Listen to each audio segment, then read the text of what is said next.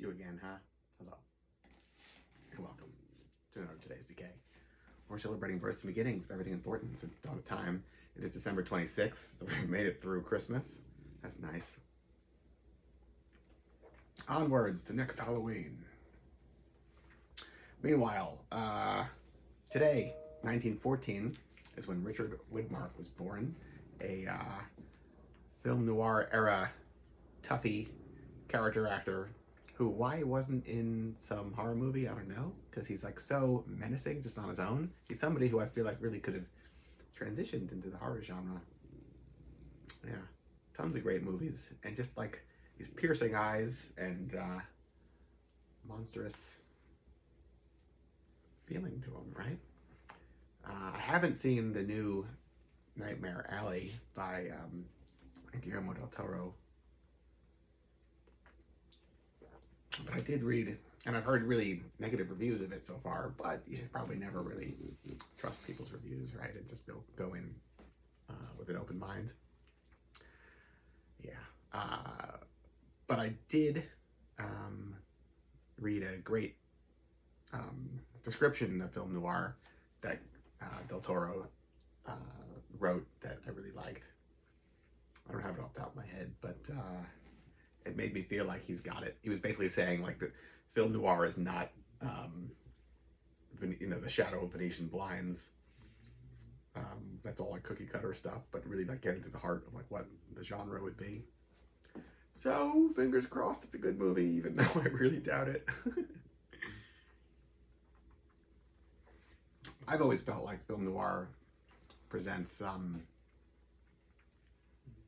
whether this is accurate or not, it presents Americans who didn't go off and fight in World War II as like everybody is like half a person in some form or another. There's something like flawed about everybody that isn't off fighting, and that has a lot to do with it. I don't know, could be wrong, but it's an interesting thought, I think. 1924, a really phenomenal film by Renee Claire called The Crazy Ray, aka At 325, premiered. This is a short film. I first saw it on the DVD extras of the 1926 The Bells, starring Boris Karloff, which is a fun movie, worth seeing. But The Crazy Ray is a must-see. A must-see. It's a short. Renee Claire in France was filming a series of fantastic films. I don't want to really call them science fiction per se or horror, but he's a like pre-genre filmmaker who's making his own series of films. Another example of something he did in a similar vein would be The Phantom of the Moulin Rouge, where somebody through like scientific means is able to separate their soul, or like ghosts basically, from their body. It's excellent. That's a feature and pretty rare. But The Crazy Ray, as a short, the premise is this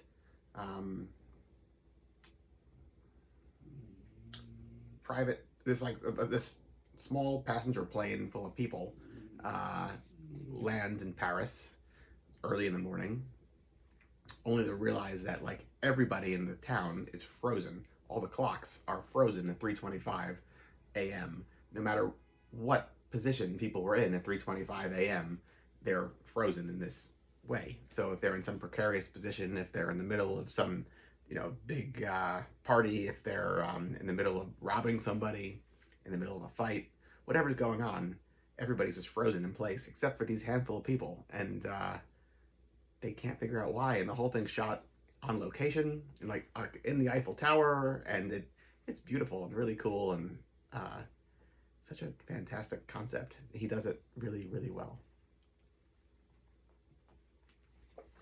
Yeah. Phil Spector, born today, 1939.